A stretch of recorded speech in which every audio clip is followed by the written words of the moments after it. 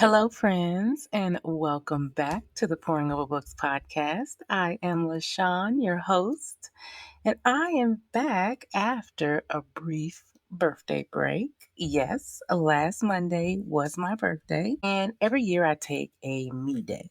It's like the ultimate treat yourself for myself. I refuse to cook or clean or do any manual labor on my birthday and I plan my own birthday festivities. Yes, I do. Because I learned a long time ago that waiting on someone else only leads me to being disappointed when it doesn't go my way, I'll say. So I took over the planning and I've been much happier. Anyway, I got a facial, a massage. I took myself to traditional lunch tacos at my favorite taco spot in my little downtown area. I spent a ridiculous amount of money in Sephora, did some more shopping, browsed in a bookstore, of course, got my birthday coffee from Starbucks, found the elusive Trader Joe's mini canvas toast that everyone keeps talking about. I got two of them because they had just refilled a little bin. And they're only $2.99. And then I let my guys take me out for a very basic dinner at the Cheesecake Factory. And yes, the red velvet cheesecake was delicious and worth every single calorie. It was glorious. Anyway, usually I just dive right into our topic, but today is the 22nd, and today Emily Henry's new book is out. I am an Emily Henry stan, have been since her very first book, and I have bought every book since then every year. I have my favorites, of course. I have my ones that weren't my favorites, but I have enjoyed all of them. None of them have gotten less than a 4 from me. So she is one of my automatic buys. I had the privilege of receiving an ARC through Libro FM for this. And so I listened to this all week. Now, they say Julia Whalen reads all of her books. And if that is so, I feel like I need to go back and listen to a couple of my favorites because this was excellent. I would normally wait until next month's episode to include this, like in my books I read in April's post.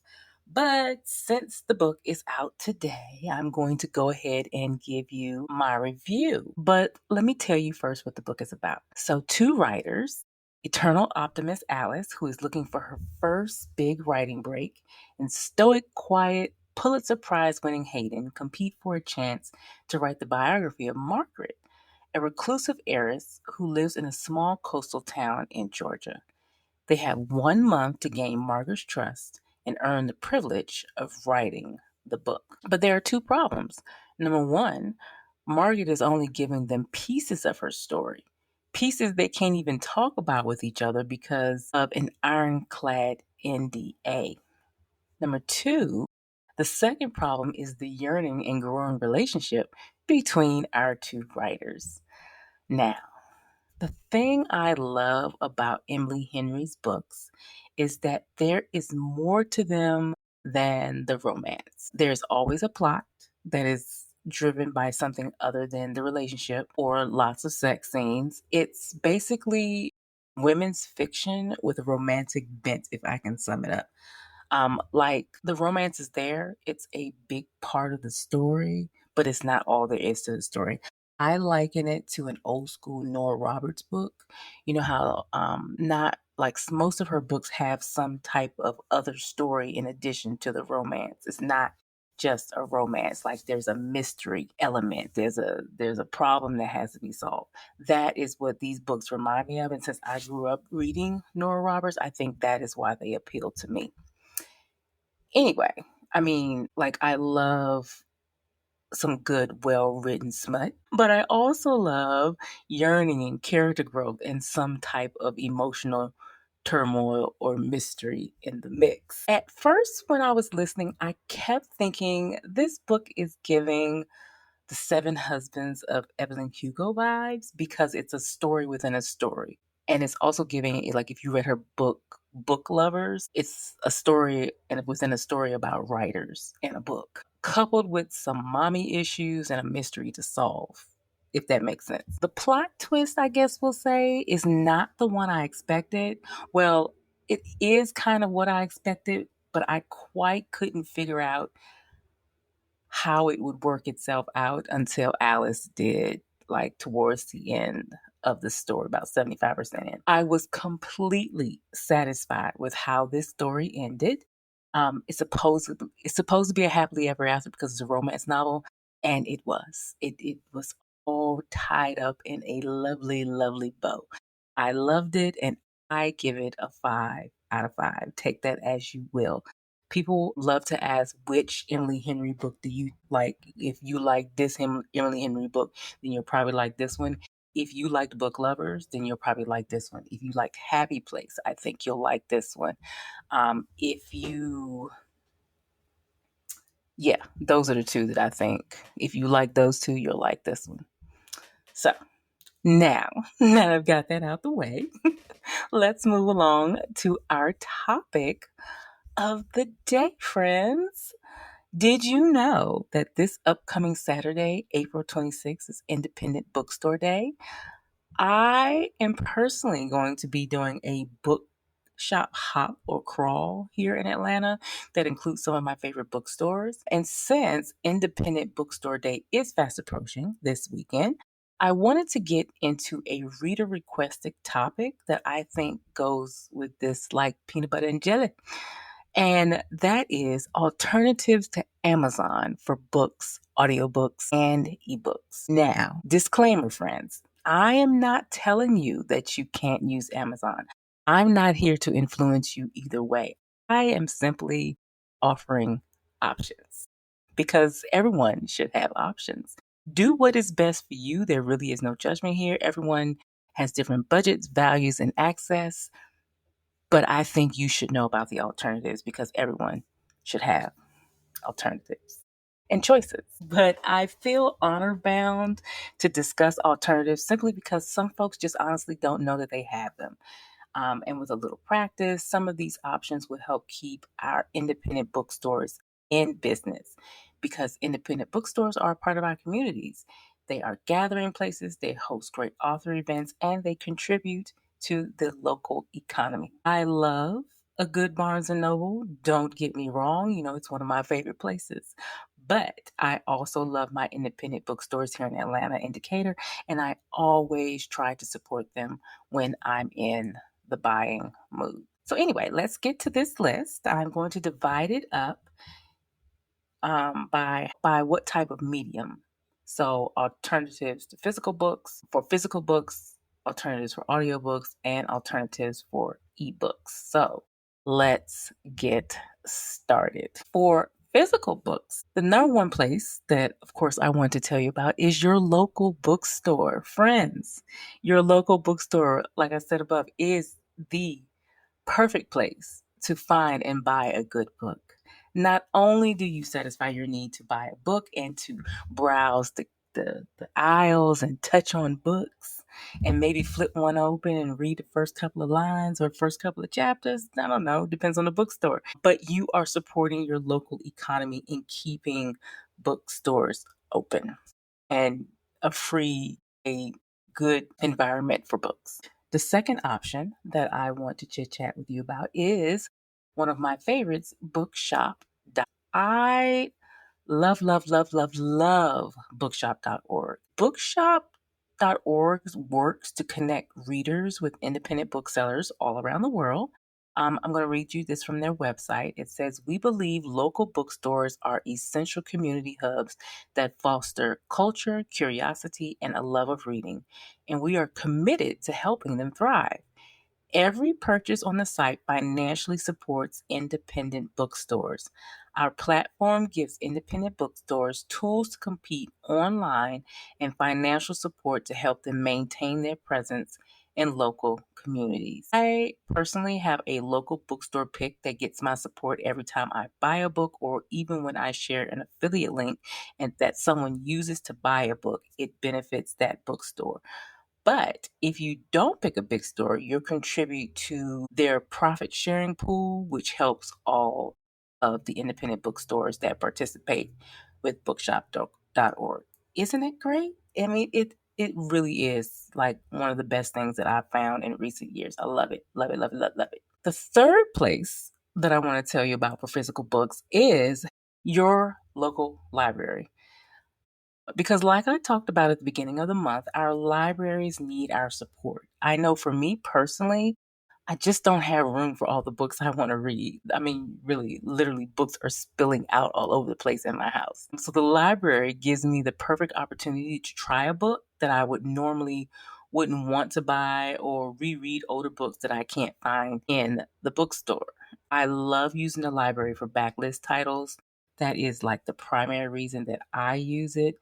Occasionally, I will use it for a new book that I'm curious about but don't want to buy. And if the book goes well, it will end up on my bookshelf. But for the most part, I just love going to the library and trying out books. It is awesome. Now, let's move on to audiobooks. My favorite in this category is Libro FM. This is another good choice to support independent bookstores of your choice because, again, remember, we're celebrating Independent Bookstore Day. So I want to share the options that go with the theme first. So, like I said, Libro FM is a great choice to support independent bookshops. It kind of works like bookshop.org, except it's for audiobooks. Libro FM is currently offering 2 bonus credits when you switch to their subscription using the code SWITCH, or you can buy individual titles a la carte like Audible.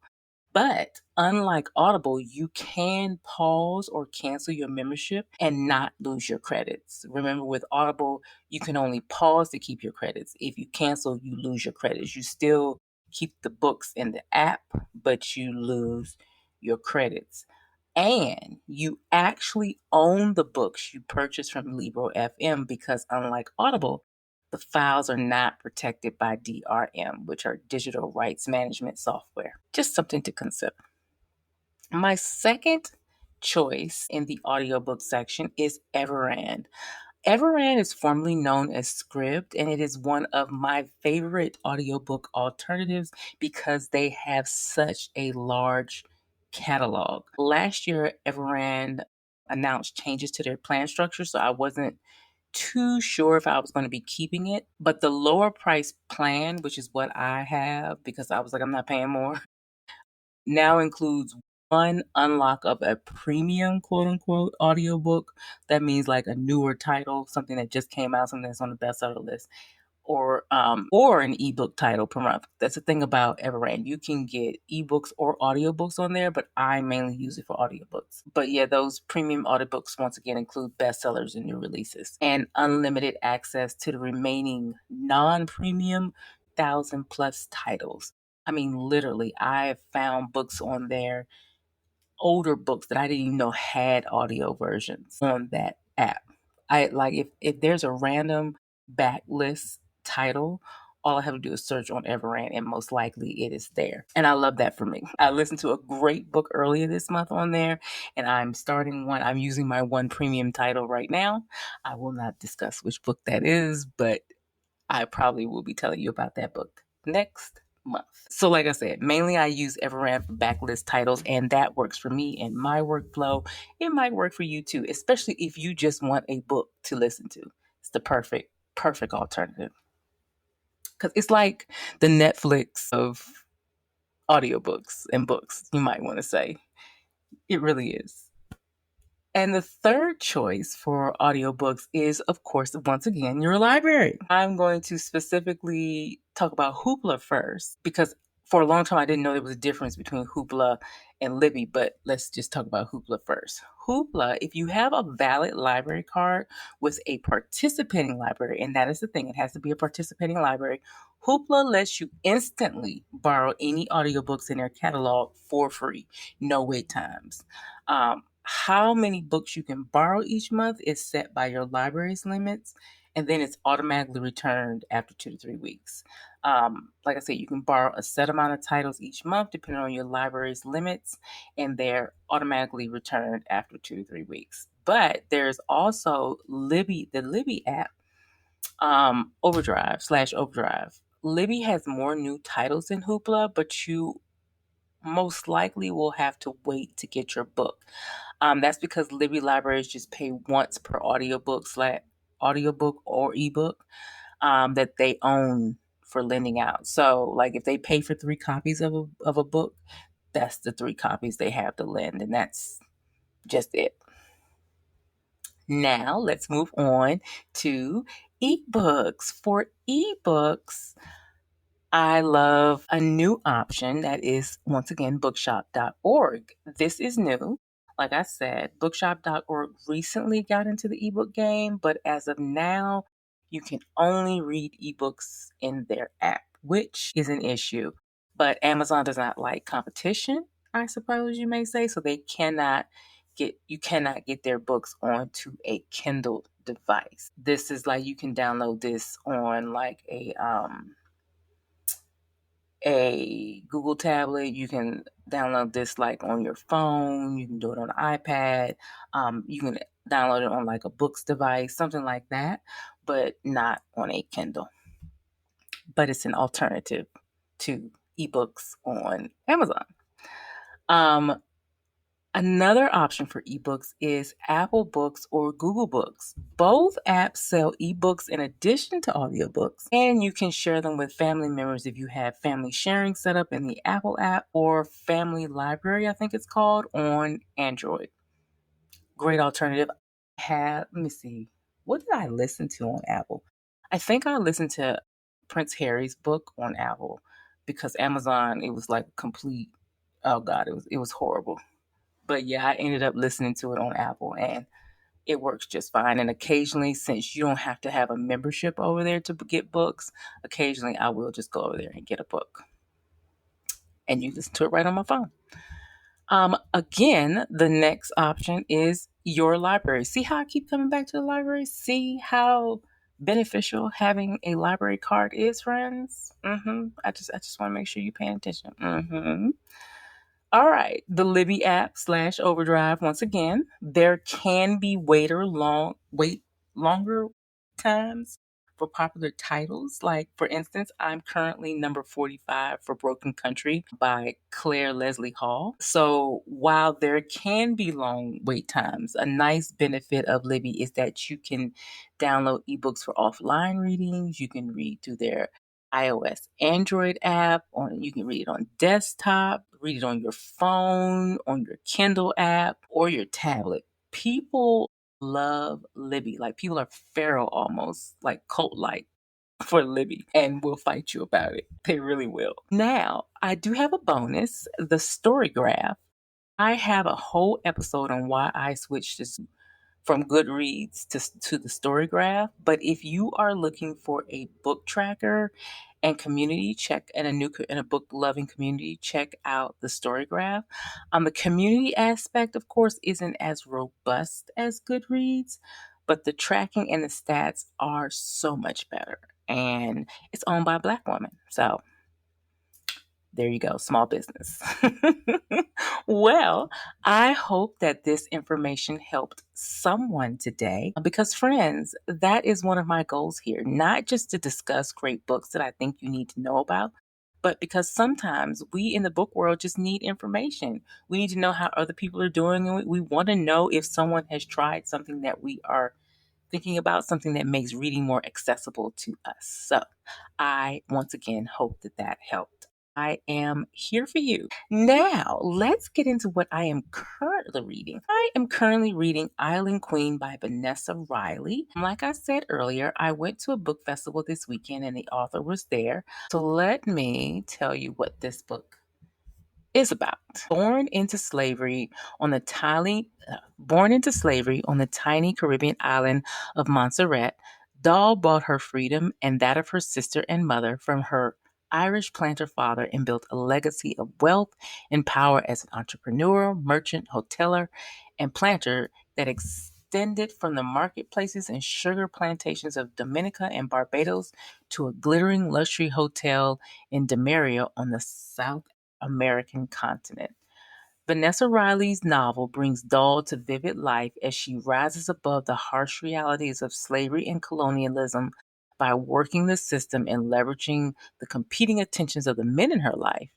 A wrestling shipping merchant, Joseph, Thomas, a wealthy planter hiding a secret, John Sells, and a roguish naval captain who will later become King William IV of England. From the bustling port cities of the West Indies to the forbidding drawing rooms of London's elite, Island Queen is a sweeping epic of an adventurer and a survivor who answered to no one but herself as she rose to power and autonomy against all odds, defying rigid 18th century morality and oppression of women as well as people of color. It is an unforgettable portrait of a larger than life woman who made her mark on history.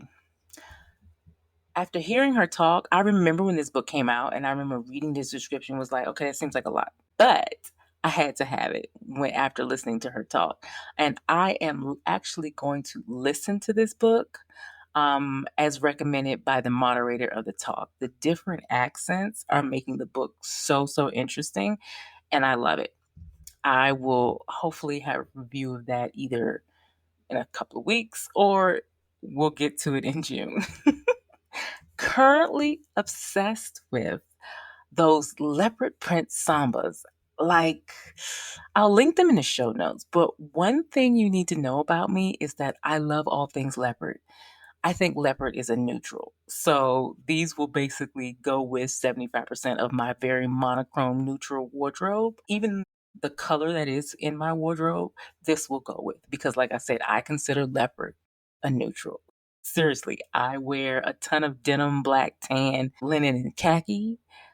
So this just flows right in. And like I said, the colors that I do have, this will go with it too. I can see it. So I must have them. Okay, friends. That is all for this week. Can you believe there is still one more Tuesday in this month? So there will be another episode next week. But in the meantime, if you love this episode, please make sure that you hit that follow button so that you never miss an episode every Tuesday.